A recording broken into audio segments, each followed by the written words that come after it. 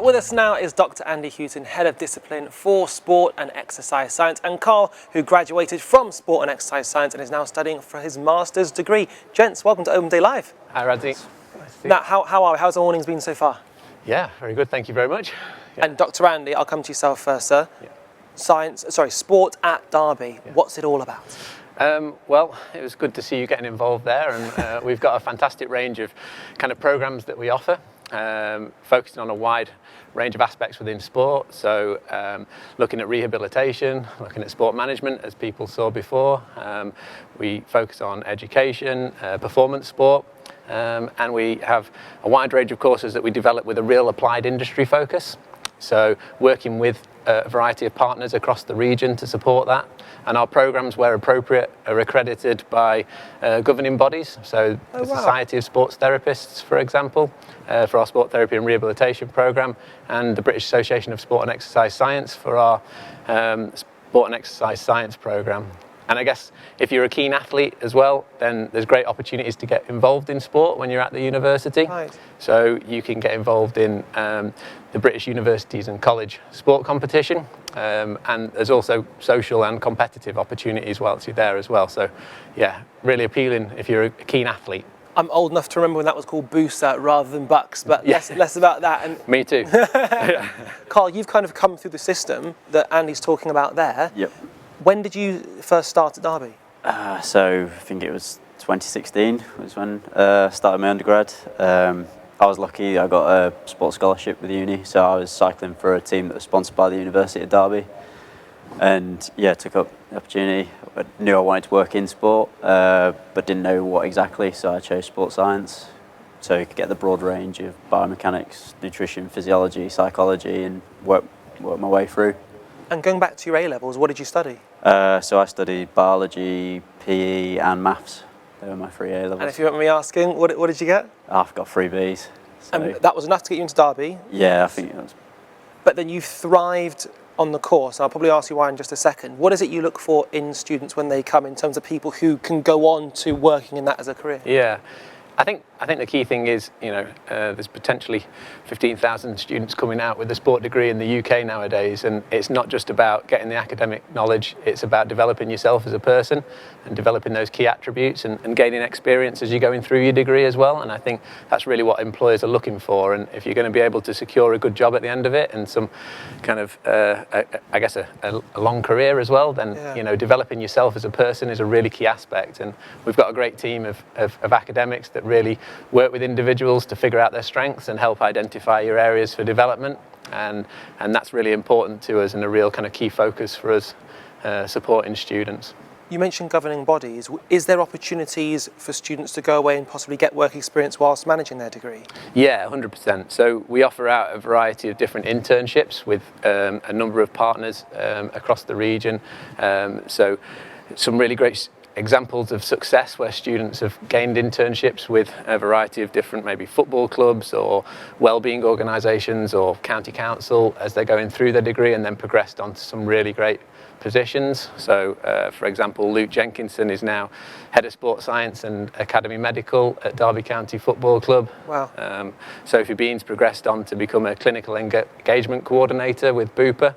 And if you want to pursue an academic route, then Joe Welch has progressed on to study at the University of British Columbia in Canada. Wow. And he's now a successful academic in America as well. So there's some really cool opportunities, but you've got to put the effort in while you're at university and make sure you're getting a broad range of experiences as you're going through. And it's good to know that effort can lead to bearing fruit for sure. And Karl, it's happened with yourself. So you left with what degree did you get? Again, I'm going to assess your personal CV. Yeah, I got a 2-1 for sports science. First in my dissertation though, which is pretty good. And then from there, I got in touch with my old cycling team that I used to ride for and got some experience with them as team support staff. So yeah, I've been travelling over Europe with them, doing behind the scenes stuff that you don't see. And yeah, it's been really good. And what is that behind the scenes stuff? Filling bottles, a lot of driving, and just generally supporting. So the team put me on a sports massage course, so things like that. Safeguarding course as well, because it was a junior team, so under 18. So it's just ticking off those qualifications.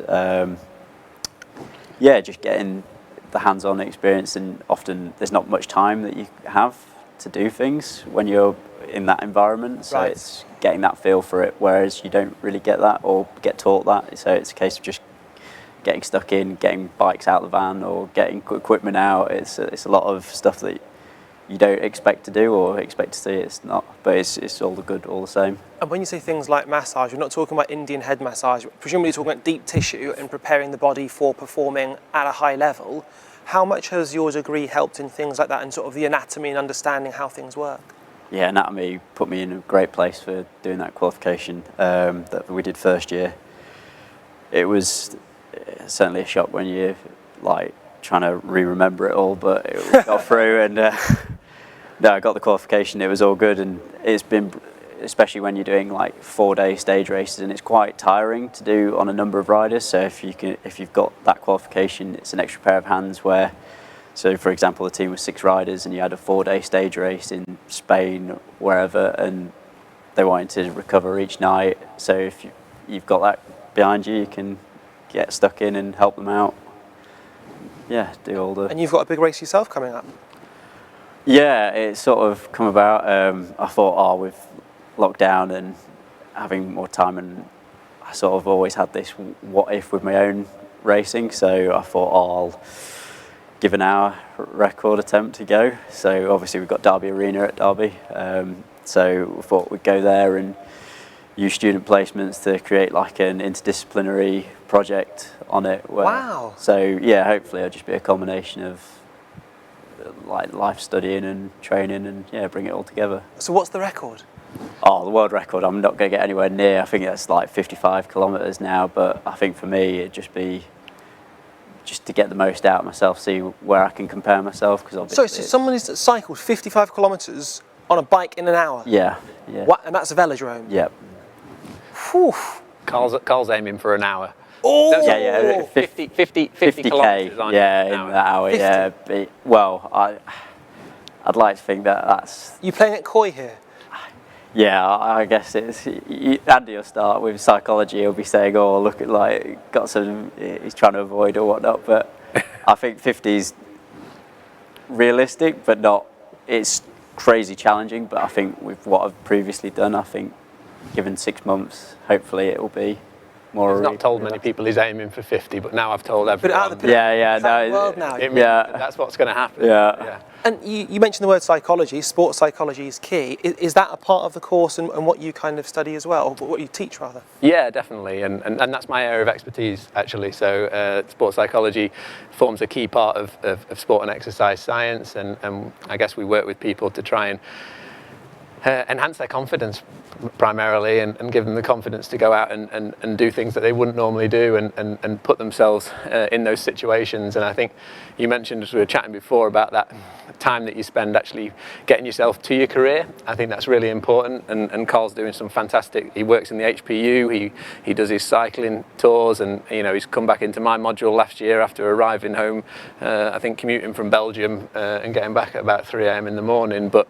it's been really great to see his journey, and he did a presentation for me last year, and I think we were chatting upstairs, probably the best mark he's got, and that's based on the fact that he's developed his personal attributes, and he's to a different place where he can speak confidently in front of people, and he knows his stuff, and he's backing it up now, and I think that's great to see. That is, and just to kind of shed a bit of light on what you're talking about there, is that, so it took me 3 years to get my opportunity in TV, 3 years of working for free, 3 years of being a mascot called Spike the Lion, a mascot called Busby the Bird, earning no money at all to eventually get an opportunity which may or may not happen, because I think people often focus on destinations rather than journeys. But with that in mind, the journey, what's the journey people have to go on to reach a destination in the field that you teach? I think it is a lot about that. It's about being able to put yourself out there. I think gaining experience and making good impressions is key. developing those personal attributes, as we've talked about, making sure you learn from the experts that we have to come and teach. All of our academics are engaged in industry or research, so they're able to kind of not only provide the academic standpoint, but their experience of how to work with athletes and how to kind of collect effective data. We also get in guest speakers from industry that come and talk about their journey, and rather than actually talking about what they're doing now, we often get them to talk about the journey so that students can see what it's like in terms of the trajectory, and that it's not just walking into a dream job, it's about planning and effectively progressing towards that. And just touching on the course, what proportion of theory versus practical do you kind of adopt? I guess it varies very much dependent on the course. So sport management degree has quite a lot of theory in it, but there's a practical element where you'd work down at Derby County Football Club, for example. Wow. Whereas Karl's programme that he did in sport and exercise science has kind of three main strands of psychology, physiology and biomechanics. There's a lot of practical within the physiology and biomechanics, and then you've got option modules of nutrition, rehab, physical activity, strength and conditioning. So all of those have practical elements to it. So yeah, very much depends on the course that you choose, but some really great opportunities to be able to get involved. And in terms of prospective students who are going to be possibly applying for one of your courses, are there any particular things you're looking for in an ideal candidate? Yeah, I think it's just demonstrating that you're more than just the academic. You're looking to kind of go beyond that and get involved in practice and wherever possible, kind of gaining experience, whether it's industry-based qualifications, whether it's kind of work experience that you're undertaking, then I think that's going to put you in really good stead to be ready for university and be able to advance your independence and progress towards that career. And Karl, did you have any of those things when you applied to university? I had a gap year after my A-levels to pursue my cycling, and that was when I was on the team that was sponsored by the University of Derby, so I had more of the athlete side of understanding before I went on to do my undergrad degree. And did any of your colleagues actually on your course not have as strong a sports background as yourself? Yeah, I think so. I think it's a whole broad range, and I think it's good as well to have that experience outside of sport. I can't think of anybody off the top of my head, but it was generally a good diverse range, and more sports the better.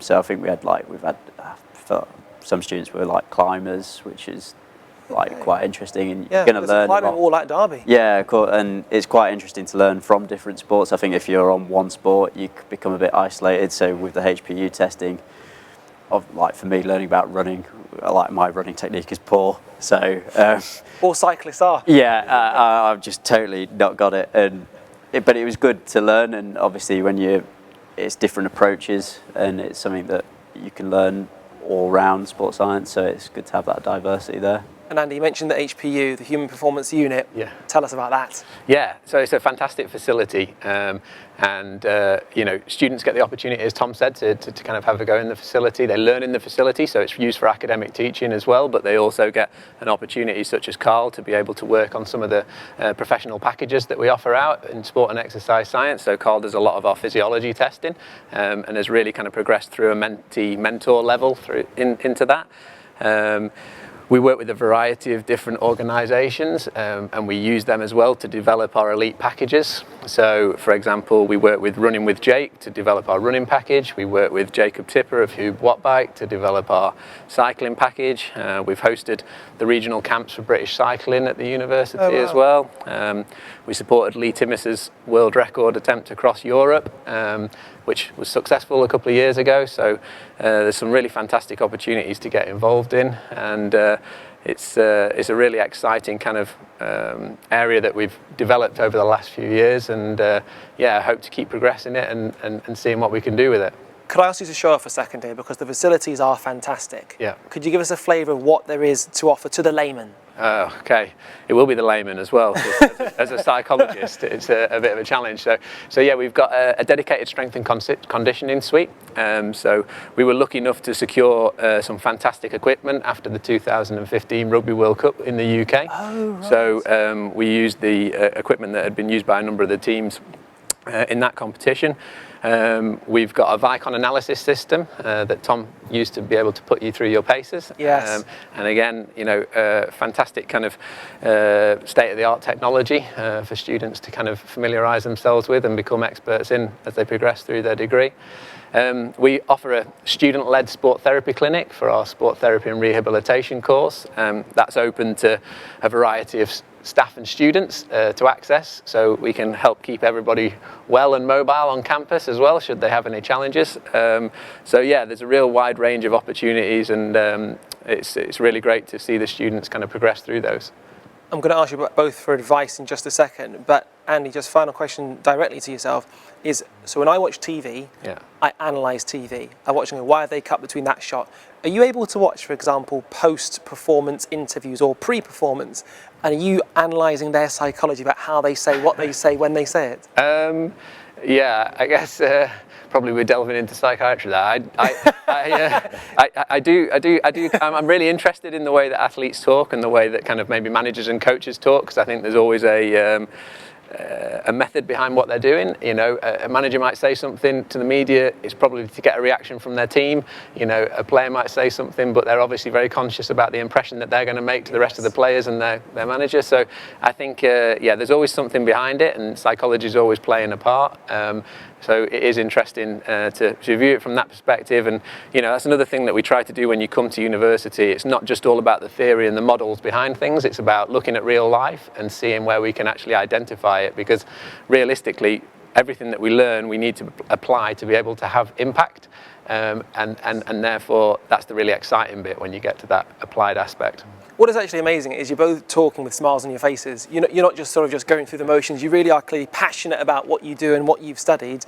So with that in mind, anyone at home who's thinking, right, I'd like to apply, I don't know if the course is for me, what do I need to even think about when I'm applying? Do you have any pearls of wisdom, any advice that you'd say? Karl, you've been through the process, and Andy, you're very much at the top overseeing. So Karl, if I come to you first. If you're not too sure, I'd always say keep broad. Okay. Generally as well, when practitioners want to be looking at an interdisciplinary approach, so you want to have that understanding of, if you're a physiologist, you want to understand the biomechanics or psychology to have a better purpose for yourself. So I'd always say, if you're not too sure of the specifics of what you want, because I know we do a sports therapy course on its own, whereas if you're not too sure if that's what you want, I'd say choose the sports science as a broader option. And I think Steve Ingham, head of the EIS, he did a letter to the 15,000 blog, and he talks about placements in that and how people need to get the experience. And I think Derby Uni is doing the best in terms of creating applied practitioners out there. So. Thank you for that, Karl. Great advice. Yeah, I think I'd reiterate a lot of what Karl said, and I think, you know, realistically, if you're passionate about sport, if you're kind of interested in terms of, like we've just said, about, you know, what goes on behind the scenes and what contributes towards high-end performance, but not only that, like well-being, you know, getting people involved in sport, participation at grassroots level, there's really a wide range of opportunities for you to get involved in. And I think just come prepared to kind of put yourself out there, come prepared to be uncomfortable and kind of try new things. And once you've done that, you'll really enjoy things, and you'll be keen for the next opportunity. Guys, thank you so much for your insight. It's been a pleasure.